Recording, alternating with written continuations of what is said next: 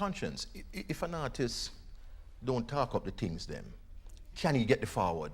Can he get the rating? Will you ever be as big as Cartel and Movado if you stick on the straight and narrow? I think so. You think so? But it's a thin line because most of the people, even in the vox pop that you see, on camera, the answers that they give you is totally the opposite than what they're saying in the streets and talking about. You understand, most of the people that applaud the Broadcasting Commission are the people that really go to the dance hall and jump and really want this. So we know, the Broadcasting Commission has to be careful not to eliminate the choice factor, where the band on the radio thing good, TV thing good because that is direct media. Okay. But once it's in the dance hall, leave it there because people have been growing up and their lives have been set that way. So as long as them still have the choice to go to the dance hall, that is good. But you agree that for the radio, on air, definitely. Definitely, 100%. Yeah. The Commission right about that. Yeah. And to the question, if I don't talk of the things, then will I get forward? Yeah, man, because the society, I think more now. Because the artist in studio, like Mr. Producer said, in studio thinking more on the record. So right now it has become the norm from a professional standpoint. So the people will catch on after. Yeah. So Cardell, that decision that you made in February really seemed to have had a decisive impact. At least you have an agreement now that the public airwaves ought to be protected. And that's a significant, we must not gloss over it, that's a significant concession because, you know, for years when I myself was carrying out my own struggle, I couldn't get that concession. That is true. I praise you. I think the country on a whole has started to address very seminal issues about our social fabric. But Conscience is right in a number of things he has said. We have to be sure as a commission that we don't over-regulate. We don't want to over-regulate. And so in looking forward... You heard Gary talking earlier about the need to move to some other areas. So yes, Gary has concerns about that. That is true, but that's not over-regulation. Yeah. That is not regulatory overreach. That's what Hopton was speaking about, which is right regulation. And so we have to be knowledge-driven.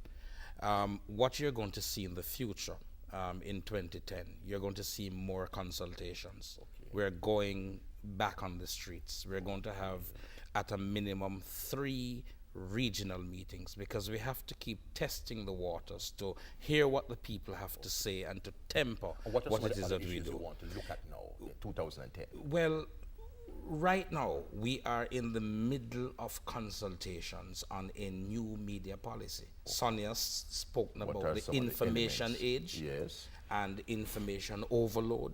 We have to look now at all these other platforms and how they fit into the picture. Like what? Not extending to the dance hall, but lots of you want to regulate what I receive on my phone? No, but what in 2010, in 2025. What is going to be the distinction between your mobile phone and your television? But the technology is running past you.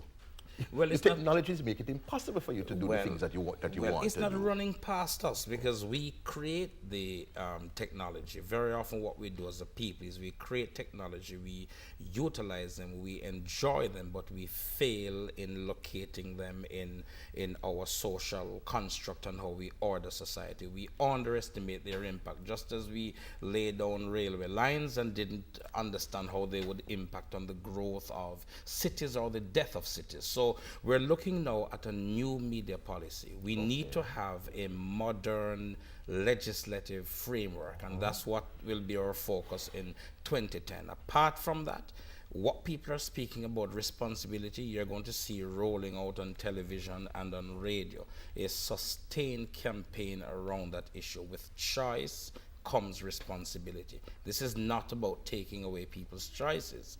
It is about all of us being more responsible in making choices about what is exposed where and how, and choice of language and examining the impact of what it is that we do. And we're a part of that as a regulator. Yeah. Before I bring in Stephen, I want to bring in at this point Reverend Miranda Sutherland, who active in parent-teachers associations, to just find out where do you stand on this matter of parental responsibility? Because one of the common arguments of the artists is that, you know, it's not our role to rear children, it's parents' role. I hear some announcers also taking that line, that parents must do their jobs and don't leave those jobs to us.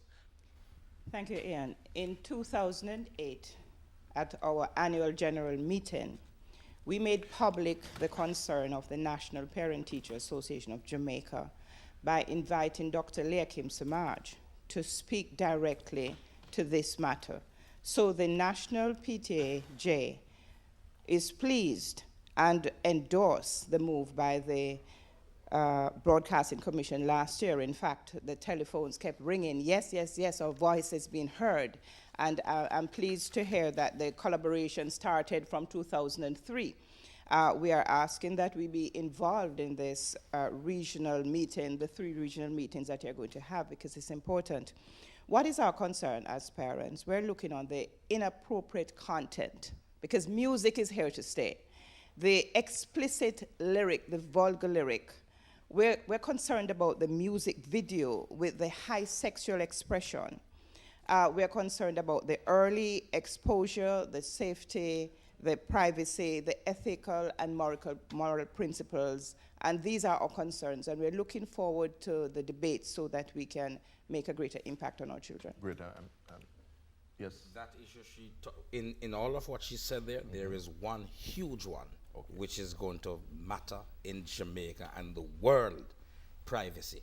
That's going to become the most important, most valuable commodity in this new information age. And the regulations that we're looking at will have to address that issue. Stephen, how do you see the music industry going forward? And going forward, I see that some of the causatives for the situation we came to know, we need to look at equity in airplay. We have to get rid of payola as much as we can. Yes. This is why one type of music is rotated, because of payola. Another thing, the rights of, from a music industry standpoint, music people need to be accredited. There has to be the playlist. There has to be the proper reporting over the ears of who is performing the songs.